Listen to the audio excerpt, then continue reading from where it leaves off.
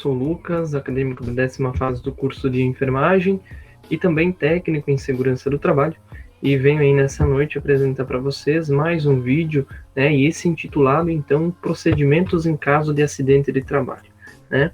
Então, são orientações de biossegurança, conforme a NR32, e fazem parte, então, dessa leva de vídeos aí para prevenção dos acidentes do pessoal que está indo para estágio, então, aí, tá bom?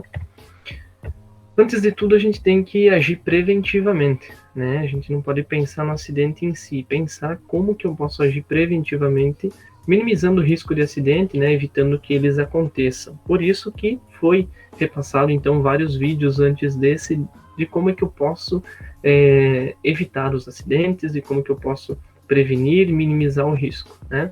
Então, muito importante que a gente siga isso sempre à risca, né? E como foi falado, então, um acidente de trabalho é todo aquele que gera uma lesão e que ele impossibilita o colaborador de continuar exercendo a função. Então, sempre que vocês sofrerem acidentes de trabalho, né, muito importante aí que seja comunicado o professor orientador, né? A primeira coisa que a gente tem que fazer quando sofre um acidente de trabalho é manter a calma, né? Às vezes a gente se desespera, é depois que acontece o acidente que a gente vai ver se o paciente tinha, no prontuário, se o paciente tinha alguma doença ou não, né? A gente meio que entra em pânico, assim, o pessoal começa a colocar um monte de minhoca na cabeça, achando que o paciente tem um monte de coisa, né? E isso acaba desestabilizando o paciente também, né?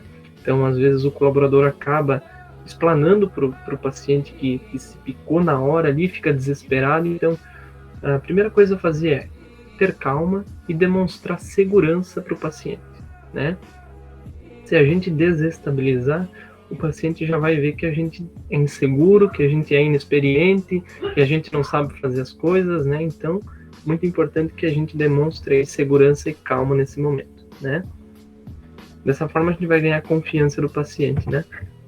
Primeiro de tudo, né, comunicar a supervisão, comunicar o enfermeiro responsável do setor de que você sofreu um acidente, né? Eu abordo aqui o acidente, principalmente o acidente com exposição a material biológico, né, que é quando eu entro em contato com sangue, secreção ou fluidos corpóreos do paciente, né? Fluidos corpóreos, urina e fezes, né?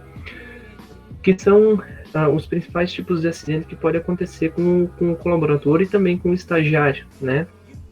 Devido a tudo aquilo que a gente repassou antes, reencape de agulha, falta de atenção, etc. Mas pode acontecer diversos tipos de acidente, como queda, como corte, etc. Mas a gente aborda a contaminação biológica, né, porque ela é a mais comum. No caso, então, do acidente com exposição ao material biológico, primeiro de tudo é manter a calma, comunicar o supervisor e professor e depois lavar o local que você se expôs com água e sabão de forma abundante, né? Se você picou o dedo, vamos dizer assim, né? O recomendado é que você faça uma ordenha no dedo, retirando um pouco de sangue desse dedo, que você lave o local com água e sabão de forma abundante, né? Que você passe álcool, que você higienize aí o local, minimizando o risco de que alguma bactéria, alguma coisa possa estar entrando para a tua corrente sanguínea e possa estar te contaminando. Porque, querendo ou não, se você se picou com uma agulha contaminada ou entrou em contato com sangue, algum resíduo você vai estar retirando ao lavar aquele local. Então, é sempre necessário que se saiba quem é o paciente fonte, né, quando se picar, quando entrar em contato com o material biológico, porque ao saber quem é o paciente fonte, a gente precisa fazer testes rápidos, né, no paciente fonte e no colaborador. Porém, quando a gente não sabe quem é o paciente fonte, a gente trata como se o possível paciente tivesse toda e qualquer doença. Então, a gente trata o colaborador, o estagiário, de forma preventiva, né?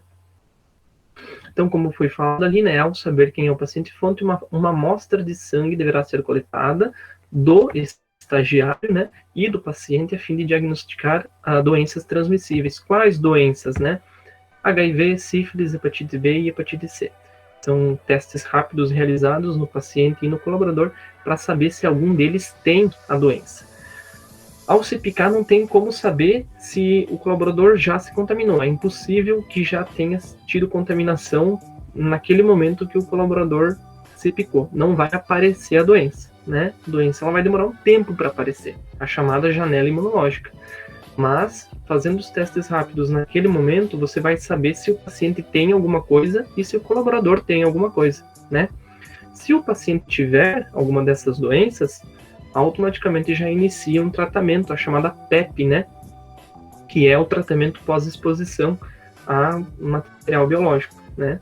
Então, caso o paciente tenha alguma doença, o colaborador ou estagiário inicia a PEP, né? Que é algumas medicações, lamivudina, algumas outras medicações que esse estagiário toma por um certo período, né? De 30 dias mais ou menos, baixando um pouco a carga viral, minimizando o risco de que esse vírus, né, venha se instalar no organismo, tá?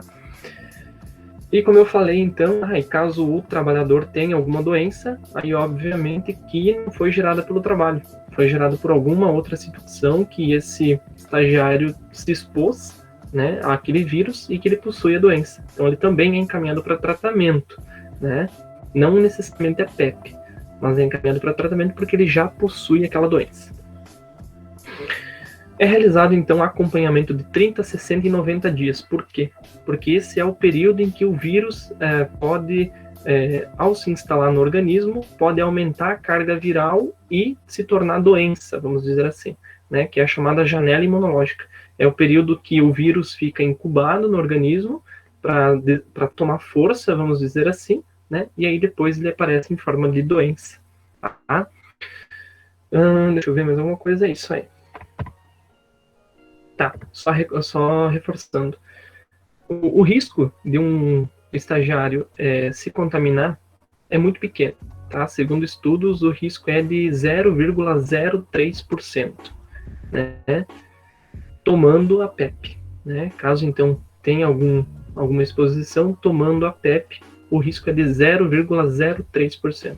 Então, é um risco muito pequeno, mas tem o risco. Então, por isso que é importante sempre agir preventivamente, como fala aqui no próximo slide. Agir preventivamente é sempre a melhor escolha, né? A gente nunca deve pensar assim, eu não vou usar luva, eu vou reencapar agulha, porque o risco é 0,03%.